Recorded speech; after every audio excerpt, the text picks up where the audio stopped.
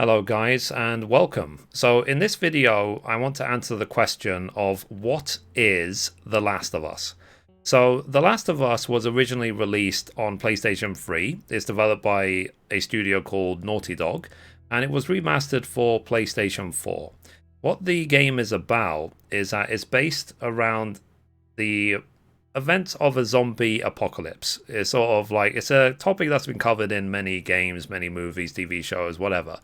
And they don't really get into the who, why, or where. They don't really say, for example, this is the virus, this is why it's spreading, or who spread it, or they didn't assign blame.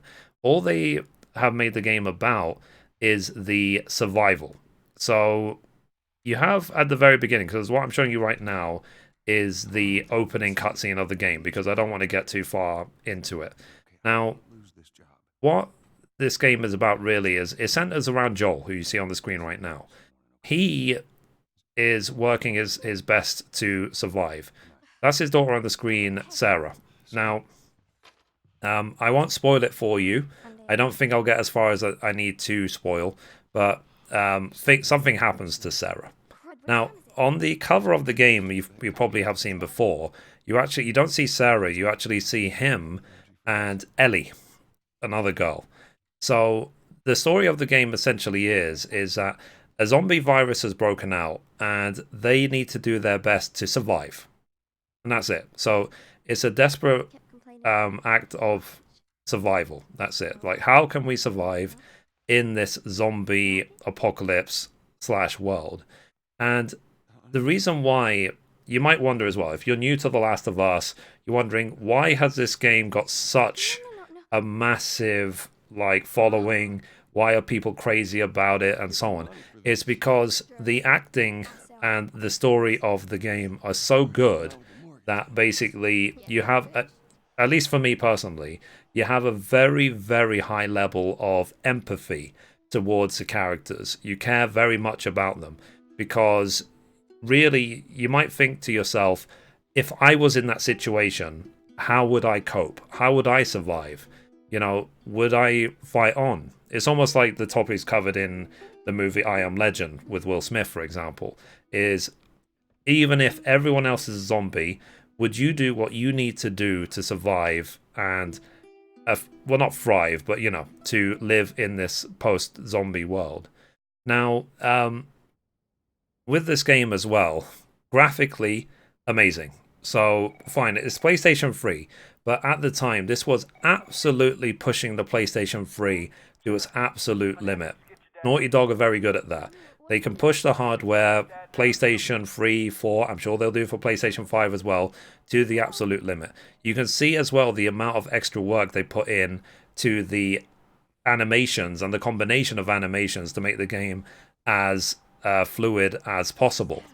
And with the PlayStation 4 remaster, you can see the game looks absolutely fantastic because it's just to remember the fact that this is a PlayStation 3 game. It's like every other PlayStation 3 game that's been remastered doesn't look this good, essentially. Now, when it comes to the controlling of the game, it's very, very minimalist. Like, with the D-pad, when you get into the game, you can select weapons, or you can craft weapons, but it's a very, very simple process, and then just aim shoot at the zombies or the bad guys. But because it's a zombie game, it is very, very, as you can imagine, also very creepy. Like, because of the limitations of PlayStation 3, there was a lot of corridors in the game. And essentially, so by the design of the game, you can see, you see explosion going on. You can see they really have pushed the absolute limit. But that's why I'm looking forward to Last of Us Part 2, is to see really how Naughty Dog push it even further. But to also carry on the story of Joel and Ellie and so on. And to see how they fight against the bad guys. Because the world itself is descending into chaos, into madness. So this point in the game, obviously the very beginning of the first Last of Us game, the zombie outbreak is just happening. So the world is still mostly the same at this point. You can see the electricity is still on. You know, she's wondering where her dad is, and so on. But the more time passes, the more the world itself descends into madness, and it becomes harder and harder to survive, and the more difficult it is for people to survive in the world. And the music for the game is absolutely fantastic as well. The soundtrack, very, very memorable.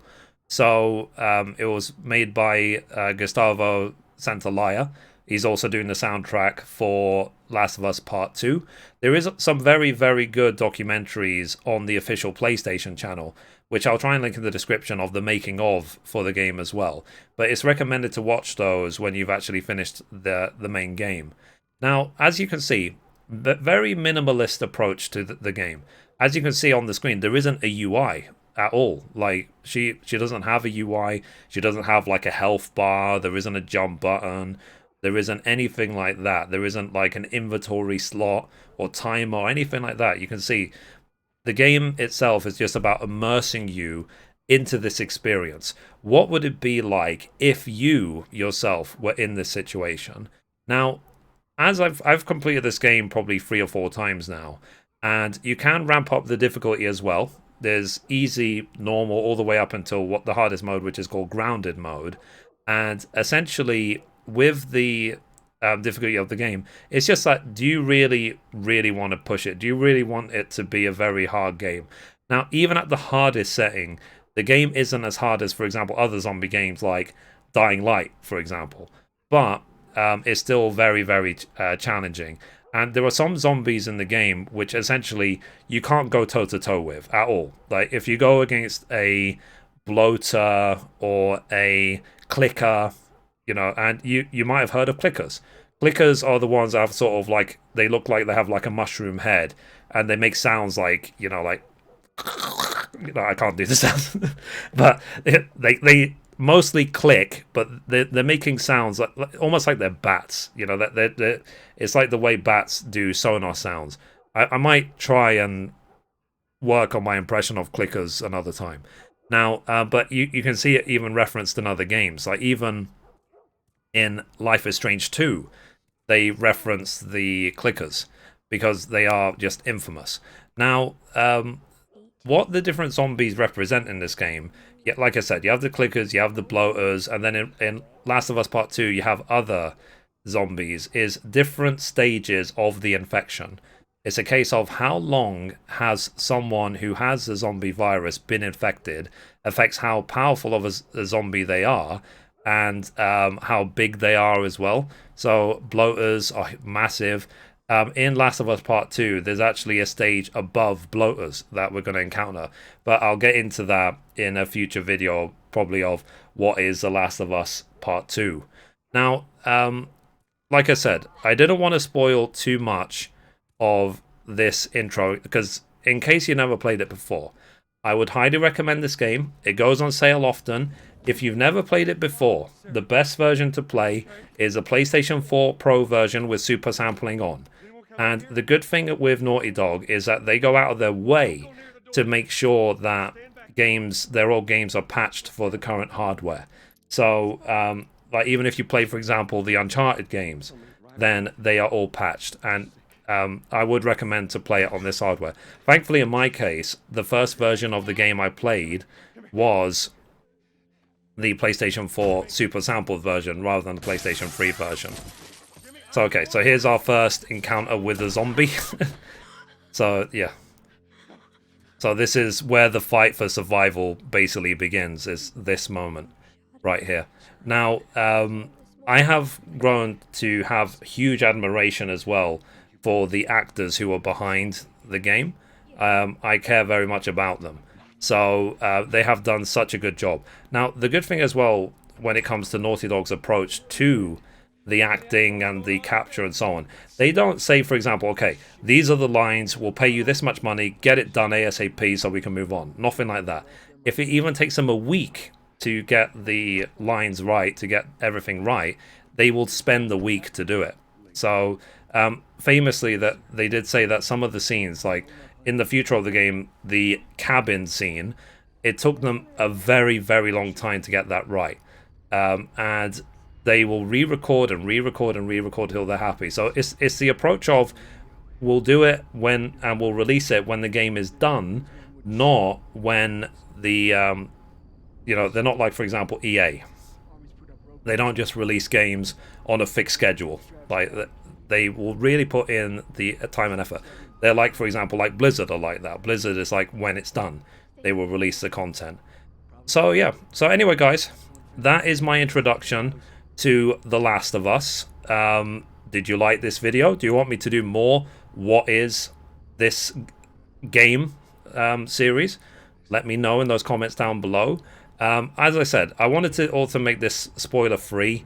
I didn't want to go too far into the detail. I know this game has been out for ages, but I know as well there's going to be a lot of gamers who have not actually experienced The Last of Us. Maybe they've heard of it, maybe they have always been interested, but they never got around to it. And given that The Last of Us Part 2 is coming out in May next year, now would be a good time to get into it. So yeah, so that's it guys for this video.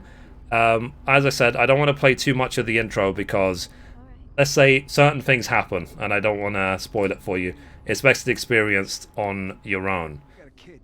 So yeah, so anyway guys, that's it for this video. If you liked it, be sure to give it a thumbs up. You can watch a random video over there, you can watch the latest upload down there, or you can click down here to subscribe. Thank you guys, bye bye.